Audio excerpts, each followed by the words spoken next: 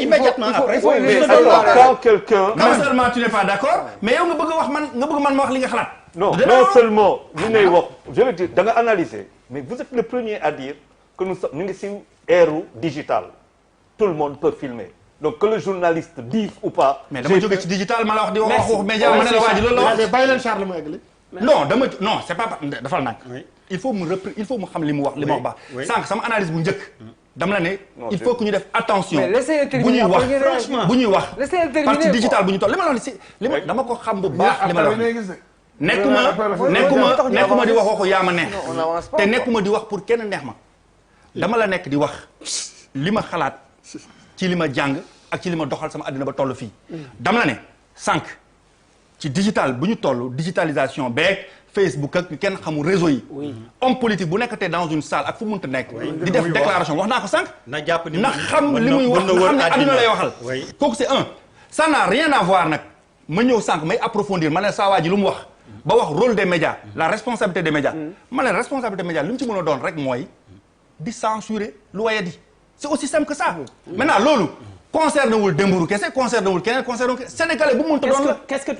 qu'est-ce que tu appelles média parce que aussi il faut que tu arrives il faut que tu puisses distinguer maintenant. bon quand il dit média on sait immédiatement. mais je te parle des médias oui je parle des classiques lay wax. léegi les médias dafa am mutation mais où est-ce que tu vas mettre. Thierno c'est bon Malal s'il te plaît non c'est pertinent li muy wax. non je sais mais je dois passer aussi. je gère aussi le temps on va à la deuxième partie parce que xam nga man xam naa comprendre li may wax.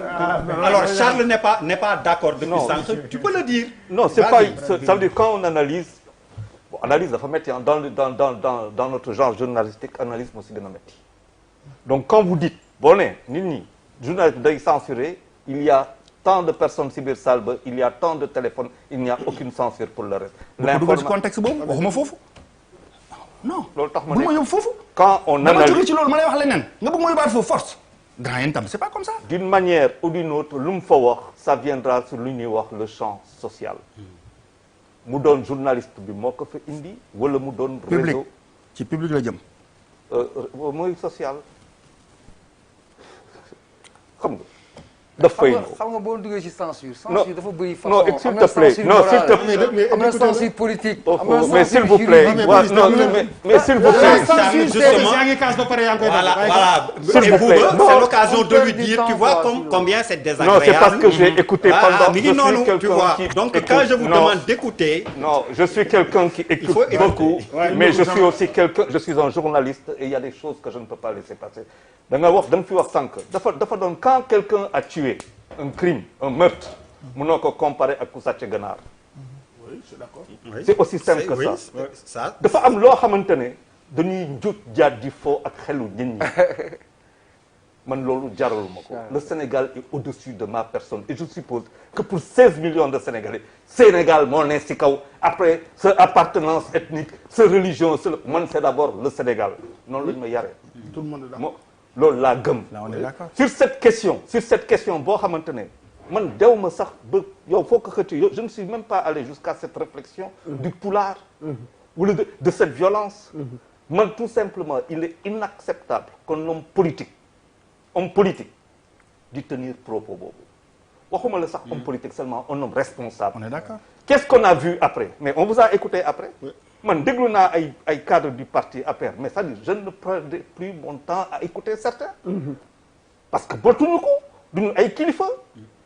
mais comme Boubali c'est qui ce gars-là mais on le vire point final. mais président de la République moo créé benn atmosphère ak benn ambiance boo xamante ne on risque d'aller vers des situations complexes. mais c'est ce que je dis. bu ñu toogee fii di perdre suñu temps on voit ce qui est en train de se passer Côte d'Ivoire gis nañ ko Guinée c'est-à-dire damay toog mais dëkk bi la ñuy wax ay ñun dañu kii y a eu 2000 et quelques morts on en a parlé il y a pas longtemps mais on se prend pour qui ñun ñooy ñan 7 milliards de gens bon nous sommes au-dessus de 7 milliards de personnes mais il faut arrêter de dire ces choses-là dëkk lu koy taal en 2012 il y a eu combien de morts 15 morts 17 morts il y a 17 morts on m'a engagé j'étais sur le terrain xam naa lu may wax quand même et oui parce que Wade je sais comment j'ai fait pour qu'il parte aussi bokk naa si ñu xeex pour que Wade parte qu'est-ce qu'on n'a pas fait yow xam nga si dara yow xam nga doo wax lu bëri Eh bien, je me retrouve exactement dans la même situation 3 ans avant 2024. bu dee jaasi génn na fetal dina génn lu raw fetal lay génn. dama ne fa ñu tollu tey et personne ne veut nous calmer sur ça. Mais vous imaginez loolu mu nekk politique du point de vue économique c'est une véritable catastrophe au moment où on amorce des choses. Mais quelle est l'intelligence que nous avons? C'est quoi l'intelligence de nos hommes politiques? Mais man je parle d'idées, le choc des idées. On peut ne pas être d'accord looy mënee dëkk bi d'ailleurs nos hommes politiques muy opposition muy bon le pouvoir à son PSE mooy loolu xam nañ ko politique opposition lan la am on passe notre temps yaa ngi ko fii wax sànq c'est des fédérations de revanchards de la République, une fédération de revanchards de la République ñoo xamante ni fii baaxul tout le monde se retrouve pour contester tout ce que fait le pouvoir est mauvais, tout ce que dit l'opposition n'est pas bon. Mais quand est-ce qu'on va se retrouver à faire des choses ensemble? C'est quoi le projet aujourd'hui d'Idrissa Seck pour le Sénégal? da nga ko xam kan moo ko xam? C'est quoi le projet de Sonko pour le Sénégal? da nga ko xam? C'est quoi le projet de Gakou pour le Sénégal? xamuñu si dara balaa ñu wax kii ñëw la vie est chère. Vous avez remarqué les factures comment elles sont en train d'exploser? La facture de Sénélec, elles ont explosé. La facture de Sen'Eau, elle a explosé. Les Sénégalais, pourquoi? Parce que le coût du traitement de Covid dafa diis. Faaw ñu supporter ko, on est d'accord pour payer ça. Dafa metti. Ça Sénégalais yi ñu ngi koy dund. Temps yi amul ndox dafa metti. On est en train de parler du KMS 3. Il faut pourquoi pas toog ñu ne le président de la République c'est bien KMS 3 mais pourquoi pas KMS 4?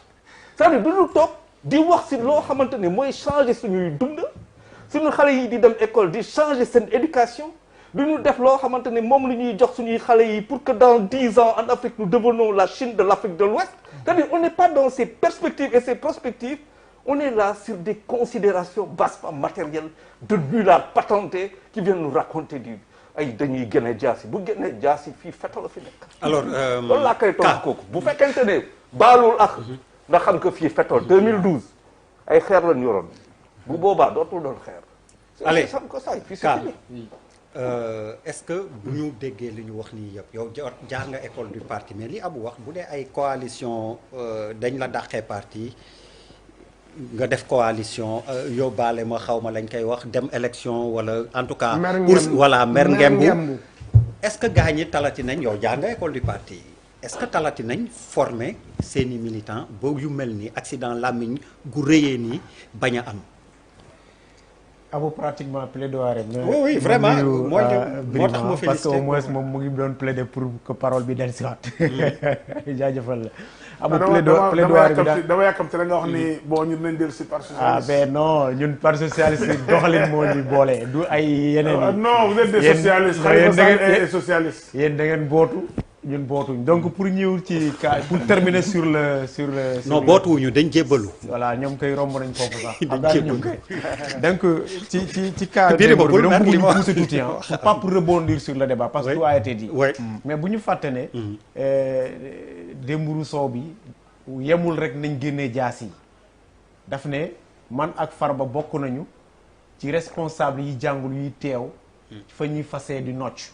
man ak Farba am nañu possibilité dàqalu wala promouvoir moo tax mon frère munoo ñàkk lu dul nekk inconfortable ci sa position parce que waa ji mën na dàqalu ay ministre moom moo ko wax ci vidéo bi poussé waat encore vidéo bi ren bu ñuy xeex ak ñoom bu ñu ñàkkee nguur bi daw xam nga lâcheté du wees loolu parce que bu ñu déclenché jaase yi dem ci xeex ce qui veut dire que deret dina tuuru maintenant c'est vrai que Sénégal dëkk bu particulier la ñu ngi koy ndamoo ñu ngi ñaan mu sax mais kii alternance yi ñu romb yëpp deret tuuru na bu 2012 bi fukki nit ak juróom-ñaar wàññeeku nañu ci donc loolu tam bu ñu ko négliger. élection présidentielle yi ñu wees am nañu seen matériel yàqu ñun fële ci Nioro ci élection législative yi 2017 bi oto lañ fekk ci kër taal. moom la ñu 2000 ñaata moor la moom. 2000 socialiste yi ñàkk pouvoir ñaata moor la moom. non je n'ai pas les chiffres. il y avait pas de mort. voilà. alternance la woon aussi. voilà donc au moins voilà pour dire tout simplement que même bu fekkee ne doomu aadama yi Sénégal tàkkul benn deret bu ñuy tuur jar na ñuy def ay taxaw seetlu pour pallier à ça parce que comme ni ko Sarr waxee ñun tamit ndaw lañu mais au moins 2012 am na xeex bu ndaw bu mag bu ci ndaw yi def te soo leen seetloo kilifa yi nga xamante ne am nañu daraja ñoom des fois ce sont pas les victimes ay innocents la ñuy gën di rey ñoom la ñuy porter combat bi te comme vous dites opposition bi aussi bu fekkee ne ñoom mënuñu liggéey ba daje ci benn consensus ñu am benn programme éviter lu ñu daloon ci élection législative yi passé en rang dispersé ba ñu perte assemblée nationale ñu fragiliser ñu je crois que man jeune bi man mi Khalil di wax moi je suis pas prêt en 2024 comme le dit Charles à vraiment sacrifier ma vie pour ces politiques là parce que à vrai dire dañu nekk ci benn répétition boo xamante ne à chaque fois homme politique yi célébrités yi ñoom ñooy bénéficier les jeunes sont laissés en rade et la plupart du temps c'est le sang de cette jeunesse là qui coule beneen bi li nga wax mooy organisation parti eh bien c'est le malheur kooku de l'opposition comme du pouvoir la parce que tey bu fekkee ne Khalil dafay yëkkati ay baat yu tegginuwul ma attaqué vigoureusement Birima quelquefois dafay xaw a yéegal code nit ki comme ni ma ko waxee sànq ci ni ma tàmbalee bu fekkee ne ñun jeunes yi engagé wu ci politique tant que bàyyiwuñu fanatisme bi ak l'arbinisme bi affaire esprit figé yooyu yaakaar na yow sa leader politique yonanti la wala sëriñ la problème bi dafay am tout le temps tant que jeune politique yi aussi responsable yi nga xamante ne ñoom ñoo leen élève ci parti yi joxuñu leen possibilité ñu dem formé wu comme école du parti amatul malheureusement même nous les socialistes Birima xam na ne les socialistes école du parti amatul nañ na leen pionnier mercredi nga samp garab vacances ñu yóbbu la camp de vacances jàngal la ni ñuy yoree dëkk citoyenneté active jàngal la discipline mais amatuñu jotam la conquête du pouvoir dafa mel ni comme leader yi ñoom il faut arriver au pouvoir à tout prix bind naa ko keroog Abou yow yaa ngi suivre nee naa tant que homme politique yi aussi ñu ngi naan il faut accéder au pouvoir à tout prix rek des fois bu ñuy dem di uti pouvoir dañuy embarquer ay doomu aadama yoo xamante ne bokkuñoo ak ñoom gis-gis bokkuñoo ak ñoom jikko bokkuñoo ak ñoom xalaat te dañuy embarquer ay nit yoo xamante ne aussi c'est des personnes qui sont fausses dans les jargons politiques dañuy naan qui fait la politique additionnelle man ànduma ci dans la politique on dit quelquefois aussi mieux vaut avoir le mal à ses côtés waaw man ànduma ci parce que war nañu xalaat ku yor programme am di ko doxal war na mën a xalaat ñi muy ànd di uti nguur bu ko defee orchestre bu muy am bu arrivé au pouvoir du am gêne mais bu fekkee ñëpp ngay buubaale question de séddoo mooy am au niveau du sommet te ça qui fait que malheureusement nous ne pouvons pas dire pourquoi ce député là ne s'excuse pas il n'a pas cotisé on ne sait pas est-ce qu'il n'a pas été aussi présent à des rencontres yoo xam ne il détient des secrets yoo xamante ne il devient un non touchable parce que des fois politique dafa am ay waxu gars yi ak waxu waa ji am des débats de couloir bu fekkee ne man Khalil dama toog Khalifa Sall di fas di nocc nan la ñuy fexee Abou Diallo wala na ñuy fexee Babacar Diop wala na ñuy fexee Massamba Khalifa Sall bu ëllëgee suñu xalaat yi bu woroo dina ma ménager parce que xam na ne je détiens des informations ñaata yoon ngay dégg fii nit naan si je parle il tombe ay menacé si je parle il tombe donc yooyu tamit ñu kiy bàyyi xel xam ne aussi voilà ñun jeunes yi surtout yaa xayti mag ñi ñu jiite bu ñu sacrifier ñun dañu bëgg a jëriñ suñu Sénégal dañu bëgg a jëriñ réew mi ci combat politique bi dañu bëgg a jëriñ réew mi ci combat politique bi mais dafa mel ni dañuy yéeg ba ci kaw garab gi bënn saak bi di jëriñoo di jëriñ seen njaboot bëgg a tëj robinet yi et pour rester au pouvoir ñun ndaw yi la ñuy naan jëw leen xeer man 2024 comme Charles vous dit du ma yëkkati jaasi du ma sànni xeer wax dëgg yàlla jamono ji ñu nekk ndax gisuma li ma ko jaral 2000 ce que nous avons vécu en tant que jeune j'étais jeune fonctionnaire doon jóge Tamba comme ni ngeen doon jógee Dakar di participer en 2012 disons 2000 déjà en tant que jeune socialiste ànduñu woon ak Abdou Diouf maa ngi nekk jeune socialiste au niveau du département de Nioro waa Nioro ñu ngi may suivre on a été l'objet d'une arrestation en 2000 à Keur Madiabel précisément parce que ceux qui étaient là ils pensaient que ñun Moustapha Niasse qui vient de sortir du parti qui a créé son parti politique dañu doon ñoom moo nekkoon suñu ginnaaw voilà vous voyez bien ñu nekkaat 2000 encore di jóge Tamba di ñëw fii ci ay yëngatu di paas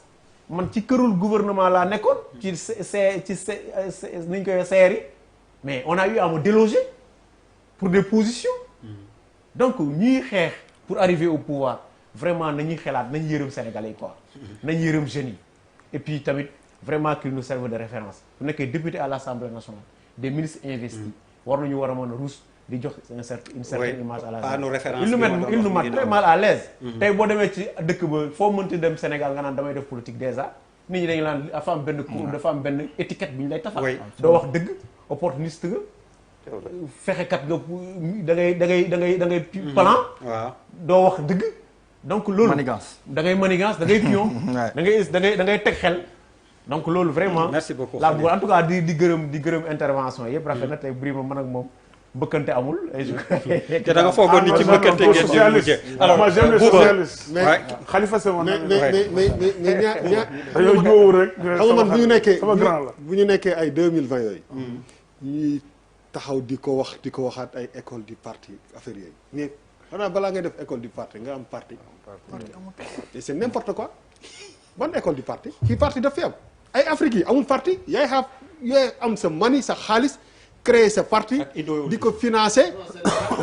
non waaw noonu lay wax nii c'est-à-dire que il faut ñu avancer. soxlawuñu créer ay école du parti nit la ñu war a créer politique ak affaire publique warul intéresser rek que politicien bi. nit boo ko créer nit mën na nekk lenn jékki-jékki dugg ci politique parce que en réalité li ko tax a jóg moom mooy développer dëkkam. donc pourquoi ñu war a dem. nga war a nekk benn façon wu nit pour def politique ñu lay former mais parti daf fi am arrêtez de dire ça c'est grave pour man loolu daf ñu delloo ginnaaw parce que li daan symboliser parti yëpp ban parti moo fi gën a mag. non dama la déglu ban parti moo fi gën a mag. PS. yow lan moo la teg fii. rébellion. non du rébellion. non dama ne. non da nga ma poser question. dama ne. waaw. parti bi nga xam ne moo gën a mag Sénégal gën fi yàgg mooy PS mais idéologie amatu fa. xam nga tax mënuñu socialiste lañu ñii ay libéraux lañu xaaral rek wax fa dëgg yàlla. ils sont devenus des libéraux une partie c'est la réalité. tey jii nii bilan wu président Macky Sall des 2 mandats kenn mënu ci dindi en tout cas PS authentique bee kenn mënu la dindi seen responsabilité zéro donc idéologie amul foofu qu'on se dise la vérité mënuñu nekk 2020 il faut je pense que li ñu naan reload il faut ñu jëlaat affaire bi ñu chargé waat ko ñu xool non je l'écoute. non ñu xool ban nouveau départ xam nga et bu ma kenn dagg parce que dagguma kenn dinaa tudd ay tournant je ne peux pas regarder ce gars-là sur à gauche qui s'appelle Birima Ndiaye et le regarder et penser qu'il est socialiste. mais c'est n'importe quoi. ñii yéen da ngeen ñuy fontoo wala dara non dañu war a recommencer xoolal dañu à partir de zéro idéologie teg leen ko fee école du parti teg leen ko fee parce que jaxase ngeen ko ba existeetul nouveau départ la ñu soxla te nouveau départ bi je ne suis pas sûr que c'est les politiciens sax ñoom ñoo koy incarner. y a le gars qui te dit ouais moi damay dindi sama casquette politicien bi teg fii maintenant je mets la casquette de journaliste mais c'est n'importe quoi lan la fi wax moom nii lu Abdou Karim Fofana waxul wala lu Pape Mao wax bërki dem tu as dit la même chose mot d'ordre bi mooy que ok condamné leen ko mais bu leen ko ci bàyyi moom kenn foog képp ku fi mës a wàllu kii boolewu leen si c'est une stratégie waxoo fi dara lu fi kenn waa rien donc aujourd'hui Sénégalais li ñu soxla mooy que dañu war a démystifier ces trucs de parti là taxawul parce que c'est pas des partis c'est des gens qui ont des billes qui ont de l'argent et qui organiser ay nit di ko ci def di ko financer ku mu neexul bu li ñu wax su leen mooy ñu ngi déjà da ngay gis benn président boo xam ne moom mooy chef de parti problème boobu depuis kañ ngeen koy jéem a régler mënu leen ko régler après ngeen neenu école mais ban école du parti dafa am parti amul ay intérêt ñoo am intérêt yoo xam ne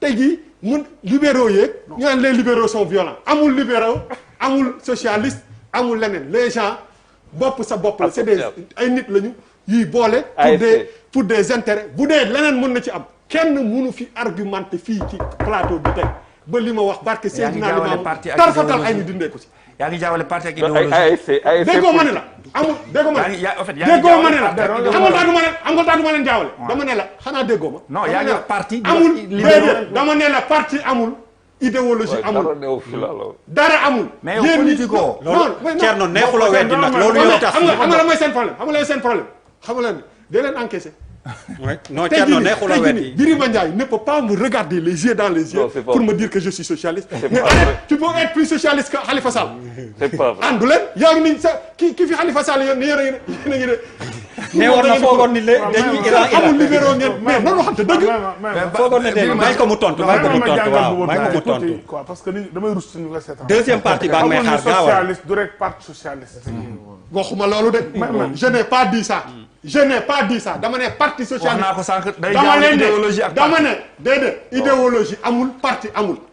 jaxase ngeen yëpp da ngeen jël affaire yëpp waaw tuuti moom paaj ñaar ko yëpp nee waaw mais na ba dara existé léegi wuy ma bu fekkee ne waroo ma ni yaa moom télé bi may ma wax ma eggal naa ngir yàlla man dogguma la tudd nga ma sama tur wax nga la neex kenn dégg ma doog da la doon am courage may te may moom dama la doon préciser parce que dama wax loolu ma parti amul idéologie amul léegi Aïcha sur cette base tontul Aïcha xam nga li lew ne la buuba ndeysaan bëgg na ma rek amul xam-xam bu ne ba ñu dem en 2012 ñu ne élection présidentielle am na man j'ai soutenu la candidature de Ousmane Tanor Dieng ànd ak moom campagne ànd moom ak Macky Sall. demu leen campagne tey. 2012. non Macky après la da nga ni comme. non 2012 laa wax. oui 2012 ok. Macky moo dem campagne. non attends bu ma dox quoi parce que journaliste yi wax amul quoi c'est désolé. non demu leen campagne dañuy foofu ma quoi. non demu leen campagne 2012. non dem nañ campagne. non dem nañ campagne. vraiment dem nañ campagne. non Charles quand même. oui non il veut dire que génnuñu Dakar. non génn nañ Dakar après sax campagne nañ. waxuñu la campagne naa waxuñu waxi campagne nañ. ñu dem sunu premier tour. sunu parti ca congrès bala commence ba ñuy investir Ousmane Tanor Dieng. na bu ñu demee bu dee deuxième ñun ñoo dem deuxième tour c'est tant mieux. suñ demul deuxième tour opposant bi jiitu moom la ñuy jàppale. le mieux placé oui. le mieux placé la ñuy jàppale loolu décision congrès la woon à l'époque en 2012. ñu dem non xam nga Charles. da nga may wax la quoi xam nga si tu n'es pas dégg nga. mais non bu leen faa continuer li ngay wax. ñu dem 2012. Macky Sall jël deuxième. bàyyi leen ko mu wax. Macky Sall jël deuxième. kenn daggu leen. Macky Sall jël deuxième. mais boo ñu dem 2012 am na ñu ne woon dañuy jàppale Macky Sall bu jeex rek koy bàyyi bu gouverner yéen ci ngeen bokk. ñeneen ñu bari bàyyi ay jàppale Macky Sall. Sénégal ñu yaanaama jàppale nañu Macky Sall en 2012. oui. après ils reprennent leur liberté. oui après Idrissa Seck jàppale keneen jàppale ko keneen jàppale ko. le discours de Ousmane Tanor Dieng ba mu demee Khalifa Sall ngi toog booba. on gagne ensemble on gouverne ensemble. c'est bien les élections. xamu leen ni coalition de parti. xanaa xamuñu ni coalition de Bouba ton problème mooy. Sénégal yi xam ne que le parti socialiste le dit tout le temps. moi je peux te répondre. je peux te répondre amèrement mais je ne le ferai pas. pour beaucoup de choses. fu ñu wax nga sous-estimer les responsables du parti socialiste. fu ñu waxee nga xas leen. mais xasuma kenn. fu ñu waxee nga attaqué leen je ne fais que dire la vérité. naan la da ngeen a jébbalu ji. mais dëgg la fii même coalition de parti moo fi am li ngeen bëgg lañ dul def. dañoo coaliser parti gagné. ànd gouvernement doon ngeen imaginer en 2019. parti socialiste gouvernement ak Macky Sall ba 2019 mu def point de presse ne woy Macky Sall dara baaxu fi dañuy def suñu candidat bopp ce serait porte-à-faux ak ñun. mais le parti socialiste loolu mënul ne le Sénégal va te dire merde. parti socialiste bi ngay wax. dama ne parti existeetul. waaw parti socialiste bi muy wax existetul. parce que démocratie bi war a am biir parti. booba bàyyi ko mu yeggali comme il te dit. un parti dafay am ay ambition. bàyyi ko mu yeggali li muy wax. ñi nga xam ne dañu am ay ambition. il faut qu'il arrête. mais démocratie moo tax. mais c'est quoi votre projet pour 2024? mais amuñu mais existetul. on aura un candidat. parce que carte le porte-parole du parti kon buñ ci yeggee le parti le porte-parole du parti socialiste. nee na PS day am candidat en 2024. du PS. du PS. mais waxuñu waxi 2024. non 2012 ak 2020 xam nga Bouba. ah non Bouba yow. di nga dee non parce que tout le monde sait que. di nga encaissé li ma la wax tout le monde sait que tu soutiens Khalifa Sall dans ce pays. mais c'est n'importe ñëpp a ko xam. tu es un élève de Khalifa Sall. Khalifa Sall ak mooy. looloo la métti. Khalifa Sall ñun Khalifa Sall dañu àndoon moom. yow mos naa la gis jaru ko da ngay seeti Khalifa Sall ba këram. yaa ngi dem nitam nga moo la jàngal. mais moo la jàngal sixième ba c'est très grave troisième faral. tu soutiens Khalifa Sall man xam nga ma différence ak Bouba dama am honnêteté ak courage ne Macky Sall laa àndal. il faut ma moom muy nax Sénégal te mun leen a nax. faral Khalifa Sall di ko nëbb. c'est de la lâcheté. dinaa ko tontu. c'est de la lâcheté pure et dure. xoolal léegi. dineel fu la neex. dama ne dinaa tontu déedéet munoo fexe xoolal munuloo fexe. munuloo fexe di ko tontu waxal la neex. déedéet ah non il faut qu'il lave son honneur. dama dégg wuyu ma xoolal. eggala maa eggala. déedéet dama lay dagg foofu gis nga man maa ngi tudd Boubacar Ndour. waaye dimbali ma Boubacar Ndour. sama papa mi ngi tudd Elimane Ndour ak Ndeye Soxna Mbuub. sa yaay nekku si.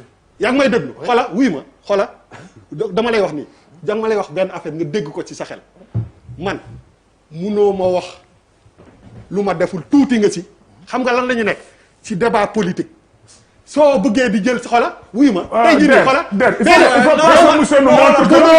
il faut pas que monsieur nous montre que la télévision l'appartient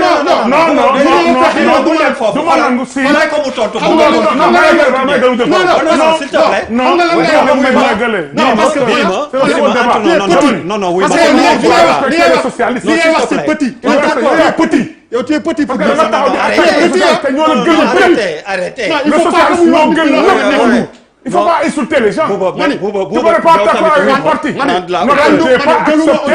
Vous insultez les responsables du Parti socialiste. Arrête. ñoo la gën fuuf. ñoo la gën ci kaw gën la ci suuf. amoo di leen saaga tout le temps. ils ont insulté les gens. Non. Tu peux pas oui chaque jour ngay teg da ngeen a jébbalu. da ngeen a am dignité da ngeen a tuxu. da ngeen a jaay nangam. mais à quel titre. on est en coalition égale dignité avec Macky Sall. mais Birima. on est en coalition égale dignité avec Macky Sall. mais il faut que s'il te plaît. c'est ton problème. loolu jarul kii mais c'est pas c'est son avis. il utilise la télévision de son frère pour attaquer le Parti socialiste. C'est son avis. Je ne suis pas d'accord et je le remets à sa place. À ta place. Arrête d'attaquer les socialistes. Birima s'il te plaît. Birima est-ce que vous me déglu s'il vous plaît yéen ñaar ngeen ma déglu s'il vous plaît déglu leen ne Birima tu vas souffrir Birima déglu tu vas souffrir mais di nga dee di nga ko dégg xoolal ma Pierre voilà tëjal ma ñoom ñaar ñëpp seen micro comme on en arrive là di ngeen ma déglu yéen tamit s'il vous plaît. Oui, on t'écoute. Voilà mais yéen démocratie c'est la moindre des choses Birima mais il faut pas que muy wax déglu ma il faut que non s'il vous plaît may ma yeggali li may wax Birima s'il te plaît xaaral rek non may ma ba ma pare li may def may ma non non bul xam li mën naa non may ma rek may ma rek yow taxaw s'il te Sénégal plaît li ñu war a yow am nga ci idée am naa ci idée. Birima loolu laa mënu ma wax chaque émission jàkkaarloo insulte les socialistes. non fexe tëjal ma seen micro ñoom ñaar comme c'est ça tëjal ma ñoom ñaar seen micro mënoo ci dara idée de vieux tëjal seen micro que ça ne passe pas maay wax lu ma bëgg a wax léegi di ngeen ma déglu parce que vos micros sont fermés voilà je me répète par démocratie fii lu nekk la ñuy wax et Moi, on je accepte vais ça mais j'ai le droit de dire ce que je pense justement c'est ce que je suis mais li ma yaakaar laa wax s'il te plaît Khalifa Sall ak may seetaan mais doo ma déglu ñoom ñëpp il me regarde man faale ma ànduma ak kenn li ma la wax bi nga dee mais c'est la vérité yéen ñëpp c'est la vérité non j'ai eu franchement j'ai eu tort de vous féliciter le ministre loi votre maturité quand même Birima yow laay waxal c'est pas pour faral ko Bouba s'il te plaît il faut qu'on s'écoute c'est pas pour faral la mais li ma par démocratie li muy wax on lui accepte ça da ngeen jébbalu wala yow loolooy dëgg xoolal non arrête loolooy dëgg xoolal tu lui concèdes ça c'est la démocratie comme aussi toi tu as le droit on l'a toujours dit on le répond aussi oui démocratie aussi tu dis les choses tu attends on te répond comme demee na noonu deuxième partie